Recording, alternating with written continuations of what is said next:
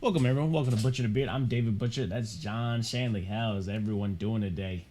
Whew, I'm a little under the weather, COVID, or I don't know, I just got a cold, but Yeah. it is what it is. I'm here for the audience. I'm here, for you guys. I ain't gonna miss a day of broadcasting, even No. though I sound a little hoarser than normal.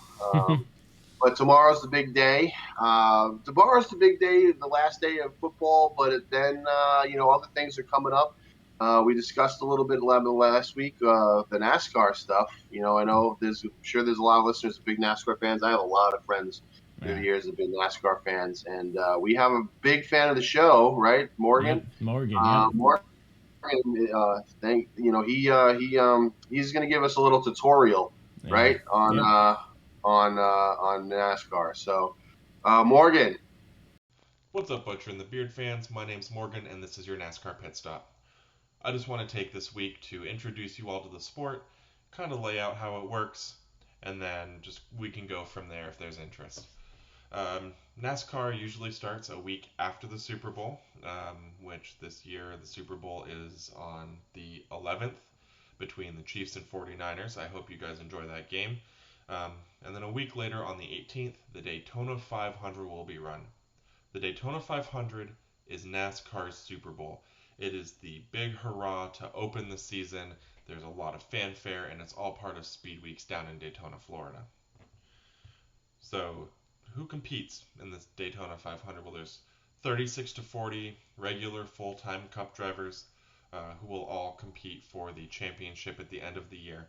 But with the Daytona 500 being the biggest race of the year, there's usually 4 to 5 extra entries just trying to win and get in on speed during qualifications.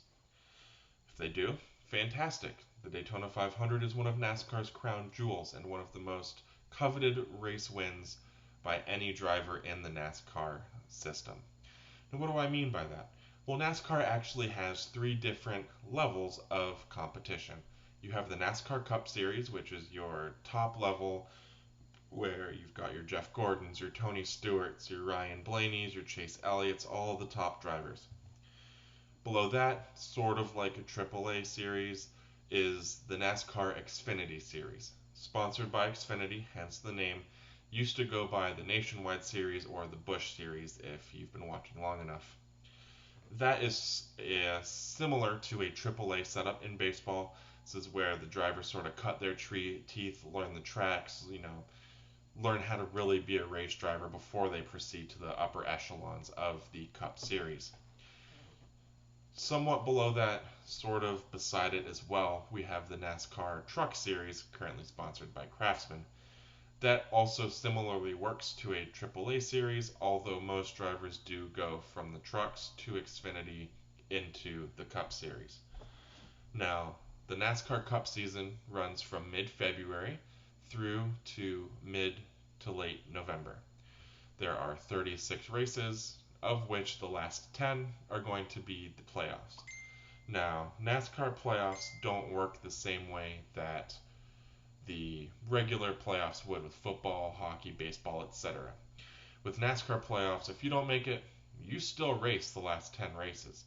However, only the top 16 in points are actually competing for the championship cup at that point. After the first round of 3 races, we go down to 12. Another 3 races, we go down to 8. After those 3 races, we're down to our final 4, and there's one final race to determine the NASCAR champion. Whoever wins, or whoever places best amongst those final 4, is crowned the champion of NASCAR. And the Xfinity Series and Cup Series follows a very similar schedule, give or take a couple races just because they're the lower series and they don't run as many races. Now, the other drivers are still racing during this time. They can still be obstacles or, cause some drama on the track. They also run for owner's points, which we can get into at a later date. So, if you're interested, the Daytona 500 is uh, 1 week from the Super Bowl. It will be airing on Fox, as does most of the NASCAR's races in the first half of the season. And the start time, I believe, is 3 p.m. For now, I'm going to throw it back to David and John and let them get this thing back into gear. I hope you have a great Super Bowl weekend, and hey, I might see you next week. Have a great one. Back to you guys. Hey, whoa, that Hey, was that's a lot of information, Morgan. Thank you thank for you, that. Morgan. David, was that in? Did you learn a lot from that I today? learned a lot actually. I didn't know about all the cups and everything like that, which is why we're trying to expand our bases to like tennis and all that. So Morgan coming in giving us a little info about NASCAR is always going to be nice because I thought Yeah, like in like football, you got the two teams playing each other, and that's who your rivals are. Now you're gonna tell me that these guys are gonna be on the track with you at the same right. time and have no purpose in there. I guess they have their owner points, like he was saying, but other than that, like Yeah, I don't care about owner points. I'm gonna help yeah, my teammate win the race. Like yeah, exactly. you know you got your old number one I seed coming out there.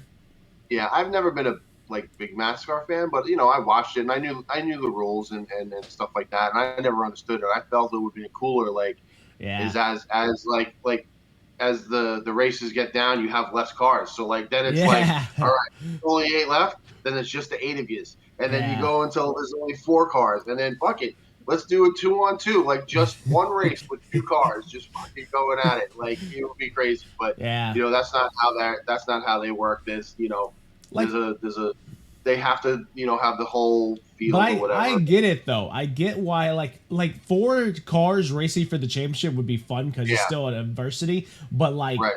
if you have like you're about to try to win the championship and you got 30 plus racers on the fucking track, Yeah, I know. and dude, that dude, it's almost hard just to fucking finish the race. Yeah, I And now know. you have It's to win in first place or second to win the championship. You know, I'm a big Jimmy I Johnson would fan. say that whoever came up with these definitely was a drinker. Like let's come up with the rules. Like fuck Yeah. it, let's just we'll just what. Well, yeah, you're winning for the championship, but we're all fucking racing, buddy. We Yeah. ain't taking in it. We're all in it. You think you're getting Um, a little time off? You're not getting any time off. We're all gonna be on the track with you, buddy. You're gonna and have to beat us all. one of the things too I like about it, which I think is kind of cool. So like everybody has their Super Bowl, as you call it, like their big race, and theirs is the first race. Like Yeah, almost everybody's championship is their big game is the last, but for them it's the first, which I kind of like because that's the thing about sports. Like we look forward to that new season. We look forward to yeah, that. That everybody's going to be playing. Everybody has a yeah, chance. Let's celebrate that opening night, and nobody celebrates opening night better than NASCAR because yeah, it's for Daytona, sure. it's thing. Like it don't matter if you win the championship or not. If you win Daytona, that's all that fucking matters to those racers, man. They And what fucking love that shit, and what's the coolest And thing about it is when the winner wins, his car goes to NASCAR. That winning car goes to NASCAR. I yeah, mean, Daytona is like the Hall of Fame thing for the whole yeah, year. That's like yeah, yeah, that's yeah, the yeah. trophy right there.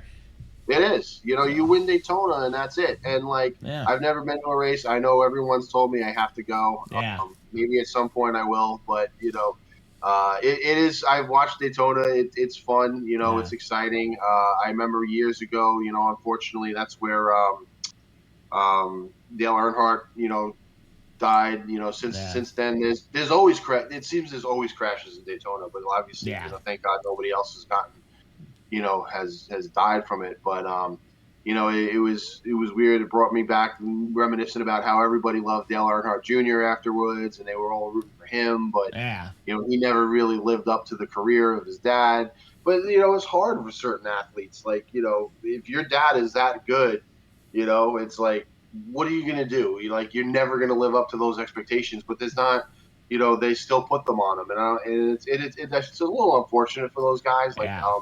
Like now in basketball, you got Bronny James who's going to come out, and like, what are going to be expectations of him? Like, he might be a decent NBA player, but he's there's no way he's going to be anywhere near as good as his dad. Like, No, because that's just like saying you might be one of the greatest of all time. It's hard to live up to those expectations, and and sometimes it's not fair that they put expectations like that on for those sure. players. But it is what it is. Ronnie's not even built like his dad. How is he gonna be like No, his dad? You know what I mean? Like right? he is like Yeah. LeBron James is not human to a degree. You know what I mean? Right. Like the dude's body is like Yeah. he's a point forward at the same guy as a shooting guard. He really is is a positionless player. Like Yeah, he morphs into every yeah, position that you need him to be. He could yes. do it all. It's just So yeah, it is what it is, but that's neither here nor there. yeah, Um, basketball's in full stride. We had the big trade deadline that we could talk about. Knicks made some big moves, and yeah. I saw like that. How you I feeling was about that? so at first I was like, why are you going for these guys? Because you know I would have preferred to keep Quentin Grimes over some of the guys. Bogdanovich is good, but um, he doesn't play defense, but he plays offense.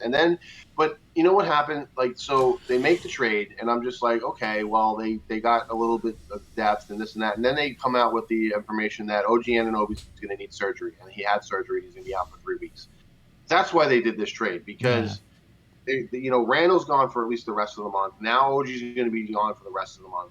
They needed bodies, yeah, and I didn't want to give up Grimes, but these two guys can come in and help. And at this point, everything's so close in the Eastern Conference that you got to stay afloat.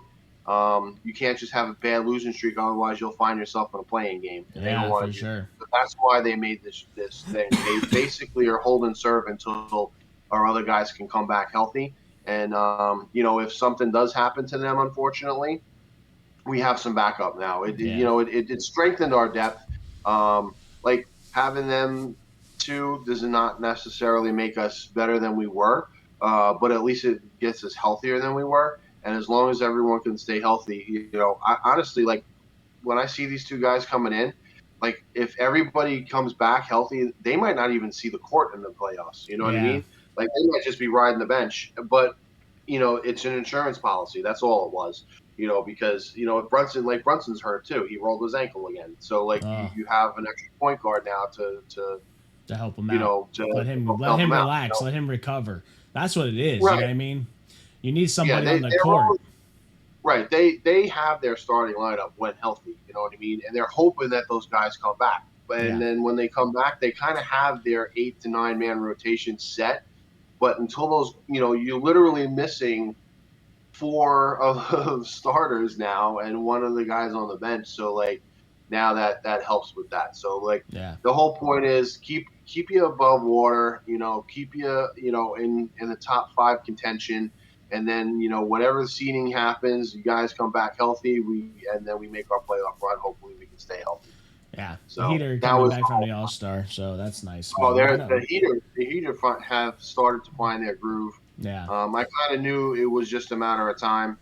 yeah, Most times trades happen, and it's like, okay, we make a trade, and then it just takes a minute to get guys situated yeah, because it's hard for them too. Like, it's like you get traded now, you got to move to a new city, you got to yeah, set up stuff off the court and whatnot, and then you're trying to like you get thrown into a game and you just kind yeah, of trying to make it work. You don't get a practice together. You don't get a film session together. You don't kind of get, some one-on-one with the coaches to see what, they want you to do and this and that. And that takes some time to do. yeah, for sure. It's not often that guys come in and just fit seamlessly and they just start fucking winning. Yeah, The Knicks got real lucky in their previous 2 trades. I don't know how this one's going to work out, yeah, but for previous sure. one, when OG Anunoby comes in, they win like fucking 6 in a row Yeah, because the dude like, all right, I'm gonna play defense. I'm gonna stand in the corner. I'm gonna hit an open 3. that's it. Okay, It so it's not hard. Like their definitely core works. of what they do, it just fits in. And then like a year ago, they get Josh Hart, and he's like, oh, I just come off the bench and I just fucking I don't have any set plays. I just get to fucking do my thing and grab rebounds and fall on the floor, get those Yeah, loose balls. Okay, I could do that. You know what I mean? Like, and for plus, sure. guys like that, they're playing with Jalen Brunson and they played together, in Villanova. So they're like, oh, all right, we got this. Yeah, that kind of gels easier on you Right, when you already know who that person is that's going to be controlling the ball through the whole game. See, right, that's what it is. Like, if you told me that, like, Terry Rozier, but, like, Terry Rozier is going to be his own point guard. You know what I mean? right. So So like he, you have the ball handler point guard coming in, and it's yeah, like, okay, he's gonna be one facilitating. He's not just having to fit in. Like, Yeah. That's going to take some time to gel. But now it's Yeah, gelling. now he knows the plays. He knows what is going on. He knows where these players are supposed to set up, where they're gonna pick and roll, where they're gonna set themselves up. Like he came off the private jet literally to start the game, and you think Yeah. he's gonna come out here and control the fucking Right. court? Yeah, like it's not. It's going to take some time, but Yeah, the Heat are a great organization, and yeah, they have a great coach, and they do have really good fucking players. yeah. It should be. They have two of the top players in the league in Bam and Jimmy, and Yeah, it was just going to be a matter of time. So, I'm glad because I don't want to see them do the whole play-in thing again, and they should be a top fucking 6 seed. yeah. I hope so. I don't want them in the first round, but if we place them in the first round, we face them in the first round. Yeah, It's going to be a fucking war. Yeah, it they're will be. going to be like the Knicks. That's the thing. Like that's the thing about playing the Heat. Like you're so physical, and the Knicks are the same way. Like they're both physical defensive teams that if you come out of that series, you're going to be beat up the next series. You want to play them at the end. And that's certain playoff basketball. Certain teams play that way. You got to play physical, and that hurts you. Like I was watching I remember last year's playoffs, watching Denver's route, and I'm like, they're probably going to have an easy thing because they're not playing physical defensive teams. So they're not going to get beat up. They're going to just do their thing, whatever. They're going to outscore you, and then they move on. They were doing the beating up because those teams weren't playing physical. It's easy. You're like, oh, you let me go to the hole, okay. Like you said, with the Knicks and the Heat, they're gonna fucking check you. I don't care if they foul you when you went into the hole. They're gonna fucking be. It's not a coincidence that a lot of guys get hurt in those series with those two teams. Like the last time, a few times, the Knicks, like Julius Randle separated his shoulder. Julius Randle rolled his ankle. Jalen Brunson rolled his ankle. Jimmy Butler rolled his ankle. Like these guys, Bam like hurt his shoulder or whatever. Like, they're so physical and like. They, the refs will be like, well, the refs are letting it go. That's because every possession, someone's getting hammered. Like there is no, What are you gonna call it? The whole game just whistling? Right, exactly. Like you never get the game in. Like that's why at a certain point, the refs are just like, listen, you guys are fouling each other every fucking play. Like, we're gonna call it if it's egregious, but like it's just. Oh, because you'll tell. Because there's be some plays where I'm like, oh, that guy's getting that whistle, and he doesn't. And I'm like, yo, he was hard at the fucking rim trying to get that fucking score, and he was about to two-handed just to put it in because if he one-handed it or finger rolled it, he ain't getting to the fucking hoop. Yeah, no. But that's the way both of those teams play. So like, when the Knicks play the Heat, it's like, all right. Someone's getting beat up in this series, so for sure. Let's play each other at the end, so that maybe we have a little more depth at the end. Because I'm telling you, man, if we play each other at the beginning, it's gonna be a hard fight, and then like you said, whoever wins that series is gonna be in trouble the next series. Yeah, and then it's gonna go play the fucking Boston Celtics, who just played the fucking pansies and shit like that. Yeah. So it is what it is. But yeah, man. Definitely going to be a hard-fought season when it comes to the end of basketball. But right now, we're enjoying after the All-Star. The trade deadline just happened, so we got a lot of basketball to go through. Hopefully tonight, some of the new Knicks will make their debut. They need it because they were so short-handed the other day. And I kind of feel bad, but like at the same time, the NBA's got to like take their schedule into consideration, like the trade deadline and stuff, because the Knicks were on a showcase TNT against the Mavericks. No Jalen Brunson, no whatever because of the trade. So the Knicks were literally had a roster of 8 people, and like they lost. They stayed it close to the end. They kept it within 10 points and things. Whatever. They still end up losing. But even like the commentators, they're like, this was a scrimmage game. This wasn't a fucking real NBA game. They're like the Knicks. They had a completely depleted roster, and of course, Denver. Luka and Kyrie like choose when they want to play, and of course they both played because they're gonna pad their stats against basically they aren't really. Can you use those players that they traded till the next game if it's on the same day? Right, and it's like, Luka, man, an incredible game, triple double, 40 points. This guy's the man. It's like, dude, he's literally going against like fucking third tier players. Like, come on, like you can't tell me that him having a great game against scrub, it was like watching pros versus Joes, man. Like these guys are not top tier NBA talent. Maybe 2 of the guys are, but not all, 8, Yeah. whatever, 10 Well, guys. that's They basically played the whole game with 6 people.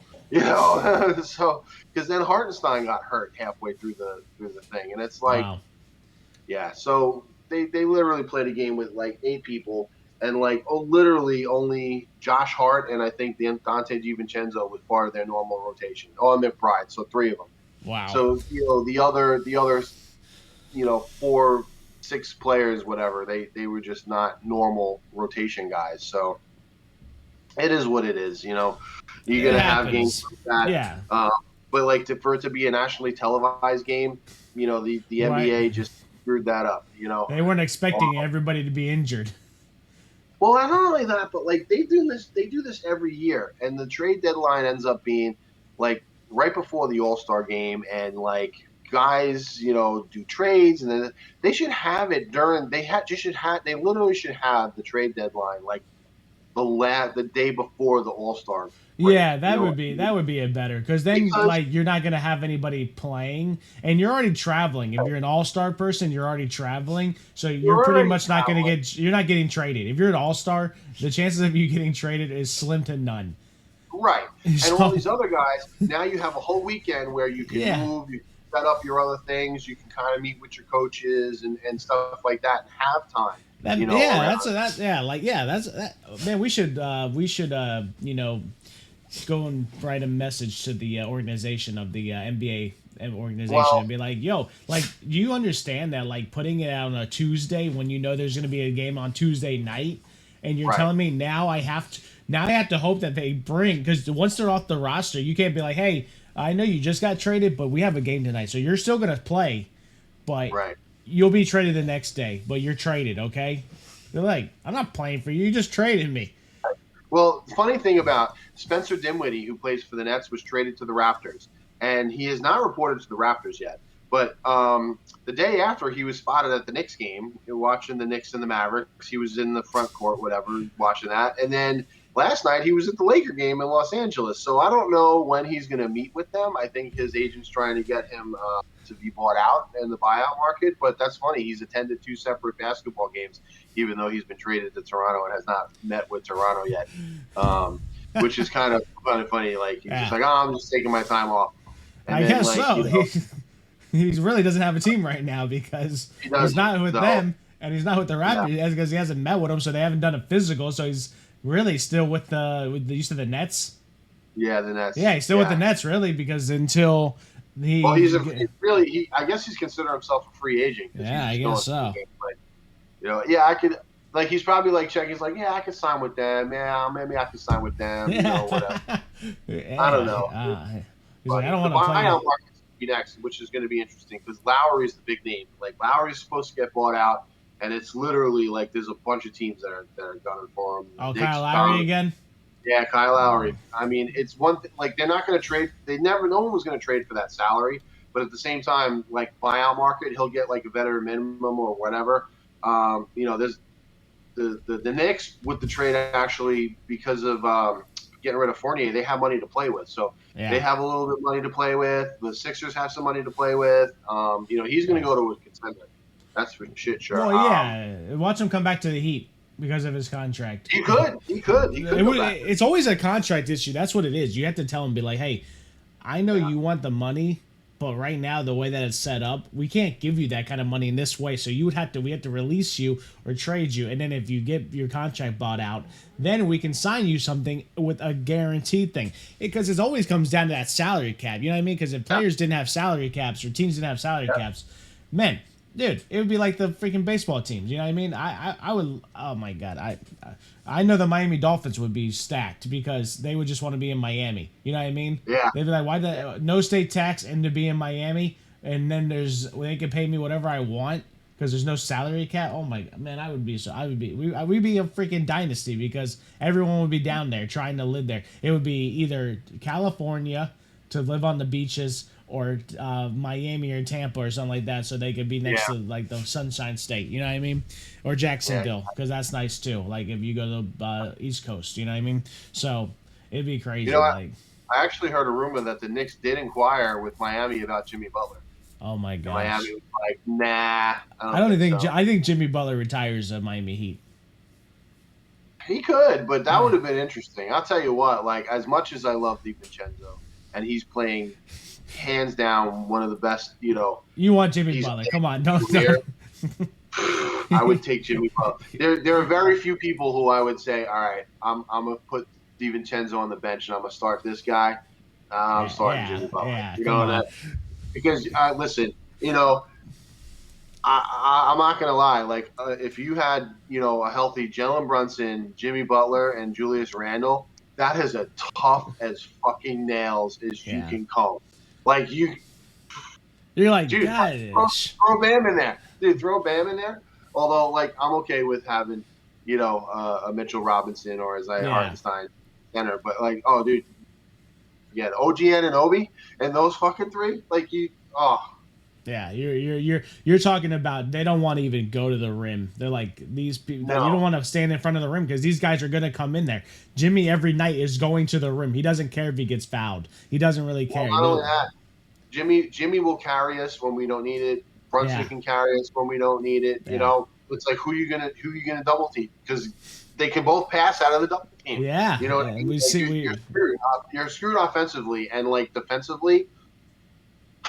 Everyone's gonna be chucking threes from the fucking logo because you go any closer, you're gonna get fucking punched in the face. Yeah, and, man. You saw Steph Curry the other night hitting that three from all net from like 45 yards, 45 feet out. Dude, that dude, Steph Curry, man. He was 6 for 6, and that was his attempt to be 6 for 6 was like a 45-footer. Like I'm like, and in netted. Like I'm like,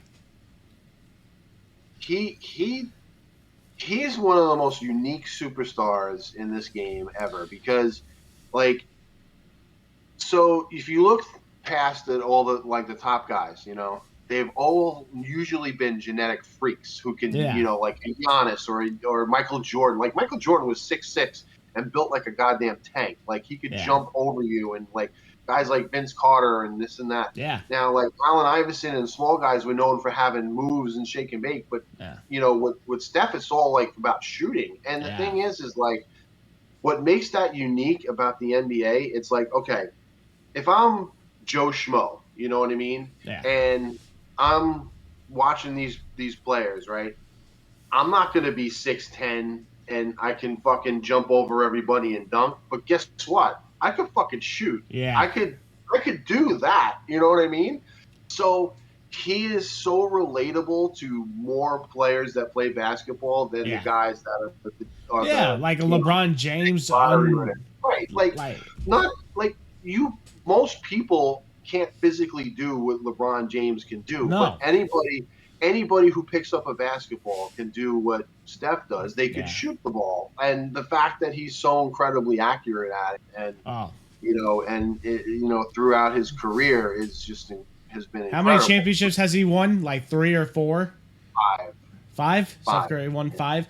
And this is coming from an all-natural shooter. Like, not a guy that comes to the hole. He doesn't dunk, but maybe like they put it on SportsCenter when he dunked because it's so uncommon. You know what I mean? Right. So this guy goes to the hole, does a layup. He doesn't usually dunk, and when he shoots, it's just so uncanny because of how you're not supposed to make. You know what? It's only 4.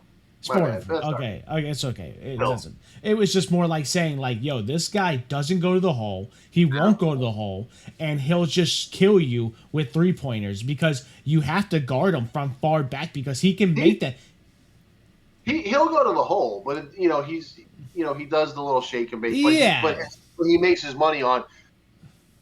He'll shoot it from 3/4 court and hit it. Yes, and hit it. Know what I mean? And that's scary how accurate he is. Like people train their whole life to shoot a half-court shot to win $1 million and for fun, you know what I mean? And he can make those with his eyes closed, you know what I mean? I always say, like, his form, he does shoot like a girl, and, like, I'm not going to take that back. Yeah. And it's not an insult. It's just, like, I watch a lot of women's college basketball, and I watch the WNBA, and just the way that they shoot, it's one motion. They don't, like, guys, they pull it back, and then normally it's like a 2-motion 1-2. Yeah. But Steph just kind of like one motion up and down, and a lot of women shoot the ball that way. It's just to have a little launch on it. Yeah. But I mean, it works. Like it's his form, and it's not an. Yeah. an I've done insult. that Like, with 3-pointers it before. sounds like an insult, Yeah. but it's just his form, and it's so accurate, and it's just so incredible, and as I said, what's amazing is it's so relatable to so many kids. That's why he's so popular, Yeah. and he's deservedly so, man. He transcended the game with his shooting. So his And father then was a great shooter back in the day. I yeah, watched his dad play, and yeah, his dad could shoot the lights out, but like they weren't given the green light to do so either. yes, yeah. That's what A it lot of is. that is when Steve Kerr took over as the coach, and he's just like, and Steve Kerr was a 3-point guy, so he's just like, fuck it, we're just gonna let you do whatever you want, Steph. And then Yeah. Steph's like, so I can just chuck it up from here. He's like, yeah.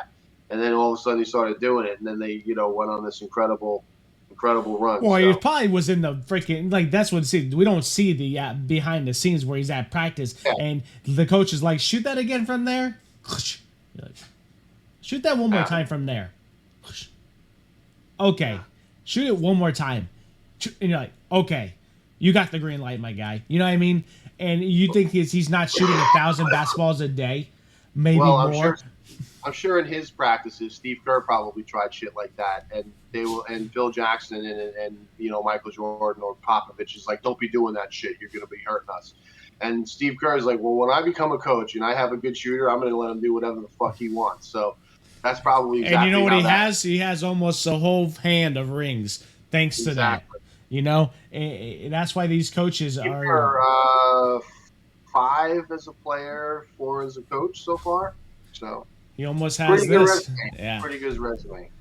Yeah, that's another thing about these coaches, man. They it's one like the Knicks coach Thibodeau constantly gets criticized. He works his players too hard, this and that, and like whatever, no respect, this and that. But like you listen to other coaches and they fucking love him. Like if the top coaches like are probably Tyronn Lue, Eric Spoelstra, Steve Kerr, they're like, dude, fucking Tibbs is the fucking man. Like he is with us. You know what I mean? He's as good as us. Yeah. Like they fucking love him. They fucking respect him. When they do the Olympic stuff, Tibbs is there. He may not be on the staff, but he's there and he's helping them out. Giving them whatever, talking about certain things because coaches, man, like that, they're lifers. You know what I mean? Like there's a different about them. Like Tibbs isn't married. He doesn't have a relationship. His thing is basketball. Like he eats, lives, sleeps, shits, basketball. His off season is working out players, looking at tapes, doing like this. How did he get better? How does he get better? What does that kind of stuff do? And like it's this crazy obsession that some of these guys have, which makes them so fucking good. Yeah. So smart man. No wife, no family, can make all his happiness by watching players succeed, and that makes you happy. You know what I mean? Like tell you, like a woman. No offense to women, because that's known, but like sometimes they come in their life and you love them, and then they break your damn heart. In basketball, well, you do your thing. You know what I mean? And you spend all your time there on your love. Where's your focus? Where's your focus? Because a relationship takes focus. So you're not blinded by that. He's watching film and he's doing whatever. That's his focus right there. His focus is on the game of basketball, watching the dribbles, watching the shooting, watching the defense, watching the play call, watching the fucking rotation, watching the screens. He's got so much on his mind that he don't have time for anything else. And hey, some people are like that. Like he'll die a happy man because he'll be like, you know what? How many people that I've made successful in this league? How many championships I brought to these players? Like I would say that being a professional coach, it's got to be hard as hell to have a regular relationship outside of it. For sure. You know what I mean? Because it's so demanding a position that you don't have time. Unless somebody, you're lucky enough to have that somebody who's with you 150% and like maybe even in the fucking film room with you. That's what you need really because it is. You watch a film and you're like, this and that. She's like, no, like. Look at this over here. Like, you know what I mean? Because there are people out there like that. Like, there are women out there like that who will be like, hey, listen, you should do that and this and that, so, not everything. There are all those unicorns out there, those unicorns. Because I'm going to tell you right now, like, in my mind is that a coach, right? He sits there, goes in at 5 o'clock in the morning, usually, maybe earlier. We don't even fucking know. and then he doesn't go home till like 11 p.m. Oh, Dude, at least. at least. And that's why I And hate the that's refs and, so that, and that's much. and that's not even game nights. Yeah, that's why I hate the refs so much. Oh, the refs. Because these coaches and these players are striving so much for greatness, and then Yeah. you have the fucking audacity and the power to ruin that for anybody. Like you said, you have to be a special minded person just to be the coach, then to be the coach's wife. And then you sit there and say to yourself, holy fuck, I'm gonna be in the fucking, and this is like, thank God there's an off season, because if there wasn't, like, that's why I feel bad for baseball and football. Like, these championship like runs go farther. So now you have to sit in here from maybe like fucking 2 o'clock in the morning to fucking 2 o'clock in the morning, almost a 24-hour every day. I don't know if they even sleep. They might just like, they're in there. Like, they did an interview with like Mike McDaniels, because I watch a lot of Dolphin stuff, and it was 4:30 in the morning. He was already going to the Dolphin thing. They're like, what time do you go home? He's like, sometimes 12, 1. I just call her and I say, hey, I'm gonna be home, and she gets excited, and if I don't come home, she understands. You know what I mean? But like, that's rough, man. And you think It he's just is. doing that for the show? No, he does that every day. He's in the Yeah. office putting in the work. You know what I mean? So it's just fucking, it's just Absolutely. crazy. It is. Well, anyway, that's our rants for the day. Little bit of this, a little bit of that. Thank you, Morgan, again for the NASCAR. Yeah, thank you, Morgan. We could see if you can have you on every week. We'll talk Yeah, about it. I'm going to see if I can get some insider information from you, Morgan, on who you like this week. For yeah, the Daytona, because I might put a little money on it. But yeah, we'll for see. sure. We'll see how that goes. Tomorrow's the big day, Super Bowl Sunday. We're going to do a show first thing in the morning. We'll talk about our predictions and like what we expect, and then we're going to do something we haven't done. We're gonna go on right after the game, Yeah, and we're gonna have immediate reaction. I'm probably going to have a few drinks in me, so my reactions might be a little bit you know yeah. animated more than usual, but like let's see what happens. Thank you guys for tuning in, listening, Thank you. subscribe, Yeah. and all this other stuff. Yeah, and we'll start being live once a week on Kick. So make sure to download Kick the app, and we're gonna be live. And we'll just be discussing sports and basketball, and maybe watch games together, and we'll just talk and bullshit. So make sure to like this, comment, subscribe to the YouTube. But we will be on Kick in a matter of probably next week. So we'll see you guys. Tell them we're out, John. We are out. Out. See you later.